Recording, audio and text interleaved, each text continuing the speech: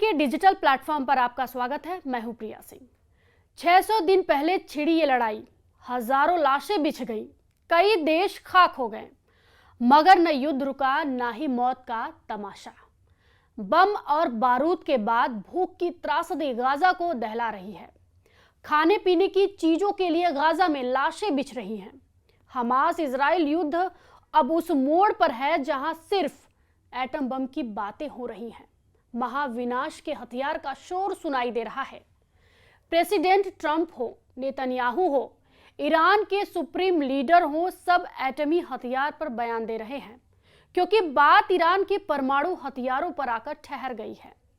Israel जिसे तबाह करने के लिए किसी के रोके नहीं रुकने वाला, नेतन्याहू ने फाइनल एक्शन शुरू कर दिया है। वहीं गाजा में इजराइल का दुश्मन हमास दम तोड़ता हुआ नजर आ रहा है, या कहे कि दम तोड़ रहा है। लेबनान में इजराइल का दुश्मन हिजबुल्लाह बेदम हो चुका है। सीरिया में इजराइल के दुश्मनों का काम तमाम हो चुका है।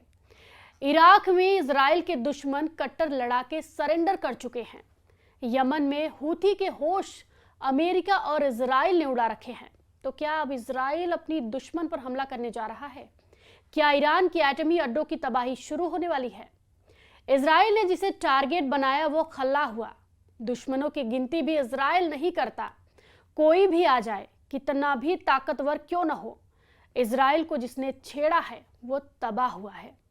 लेकिन ईरान ऐसा दुश्मन है जिसने इजराइल को जंगी जेट का जवाब हाइपरसोनिक मिसाइल से देता रहा है। ईरान ने इजराइल में घुसकर मारने की जरूरत तक दिखाई है। एक बार नहीं, 2 बार ईरान इजराइल को दहला चुका है।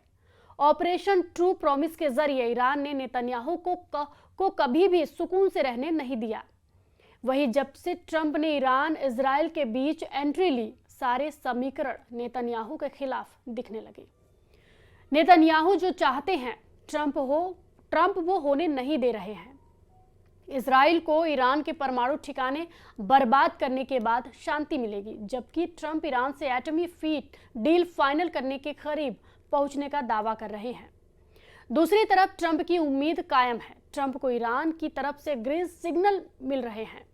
ईरान अपने एटमी अड्डे की आईआईए के साथ अमेरिका की भी निगरानी के लिए राजी है। ईरान के न्यूक्लियर प्रोग्राम चीफ मोहम्मद इस्लामी ने कहा है कि ईरान यूरेनियम संवर्धन जारी रखेगा। ईरान के लिए ये रेड लाइन है, जिसे अमेरिका को क्लियर कट बता दिया गया है।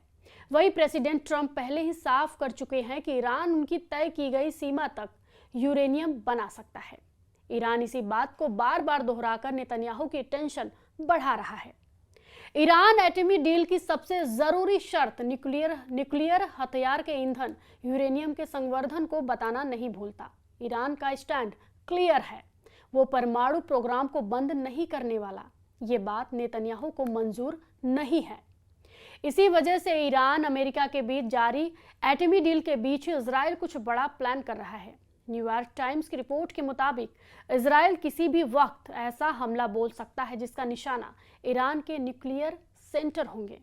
इजराइल शॉर्ट नोटिस पर ईरान की एटमी साइट पर एक साथ धावा बोल सकता है, जिससे अमेरिका को उसे रोकने या बीच बचाव करने का भी वक्त नहीं मिल पाएगा।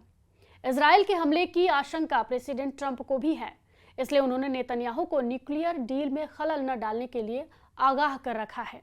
लेकिन इजराइल करता वही है जिससे उसके दुश्मन दहले। इजराइल सेफ रहे, अपनी सिक्योरिटी के लिए इजराइल किसी भी हद तक को लांघ जाता है, सीमा पार कर जाता है। ईरान को अच्छी तरह ये बात पता है, इसलिए ही ईरान की तरफ से धमकियां दी जा रही हैं। नई धमकी अलग अंदाज में दी गई हैं। कैमरे लगे थे, बड़ी स्क्रीन लगी थी, सामने हॉल में ईरान सेना के अफसर बैठे थे, कई राजनेता भी मौजूद थे। मंच पर ईरान के रिवॉल्यूशनरी गार्ड के चीफ हुसैन सलामी गरज रहे थे। ये भाषण बड़ी स्क्रीन पर दिखाया जा रहा था। खामनेई के सिपहसालार ने जो कहा वो सीधी धमकी है। धमकी एटम बम बनाने की, इजराइल को तबाह कर डालने की। हुसैन सलामी ने ऐलान किया है कि वो हर तरह के युद्ध के लिए तैयार हैं। युद्ध के मैदान में इजराइल अकेला हो या फिर महाशक्तियों की संयुक्त सेना, ईरान झुकेगा नहीं। ईरान दुश्मनों से भिड़ेगा भी और जीतेगा भी। ईरान न कभी इजराइल से डरा न ही अमेरिका से। ट्रंप से न्यूक्लियर डील भी ईरान अपनी शर्तों पर कर रहा है। ट्रंप ने ईरान की ज्यादातर मांगे मान ली है, जिससे ईरान के हौसले और बुलंद हैं। खासकर ट्रंप के खाड़ी के दौरे के बाद ईरान को लगने लगा है कि नेतन्याहू और ट्रंप में दूरियां बढ़ रही है। टाइम्स ऑफ इजराइल की रिपोर्ट में बताया गया है कि सोमवार को ट्रंप नेतन्याहू की फोन कॉल में तीखी बहस तक हुई है। चैनल 12 न्यूज के मुताबिक बातचीत में ट्रंप और नेतन्याहू कई मसले पर असहमति जताते रहे। ट्रंप ने नेतन्याहू से दो टूक लहजे में कहा है कि वो ईरान के साथ कूटनीतिक समाधान चाहते हैं। कथित तौर पर ट्रंप ने फोन कॉल पर दावा किया है कि वो ईरान के साथ फायदे का सौदा करने वाले हैं। वहीं नेतन्याहू इस बात पर डटे रहे कि ईरान के पास एटम बम नहीं होना चाहिए। वहीं ट्रंप नेतन्याहू की हॉट टॉक के अपडेट के बाद ईरान ने नेतन्याहू को डायरेक्ट धमकी दे डाली। ईरान के कमांडर इन चीफ ने तो ये तक कहा है कि दुनिया के सबसे ताकतवर दुश्मनों से भी वो मोर्चा लेने के लिए तैयार हैं। ये इशारा किसके लिए है समझना मुश्किल नहीं। ईरान को इत्मीनान से नेतन्याहू और ट्रंप की तकरार देख रहा है। ईरान अपनी मिसाइल पावर बढ़ा रहा है। ईरान के पास रूस और खाड़ी के कई देशों का बैकअप है।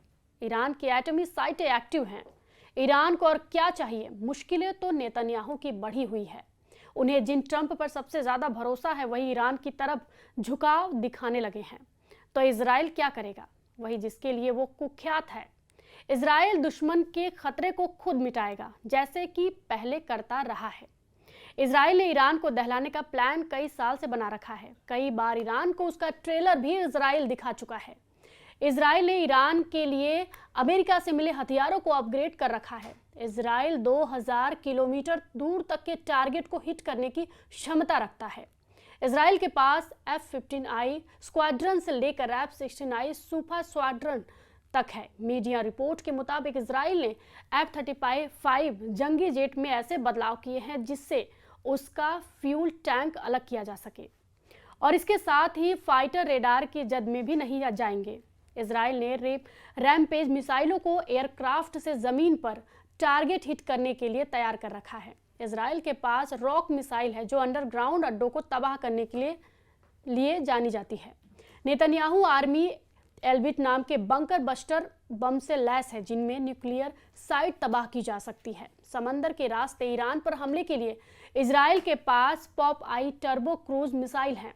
इजराइल के जंगी जेट यमन तक मार कर रहे हैं। इजराइल के फाइटर जेट सीरिया को आए दिन दहलाते हैं।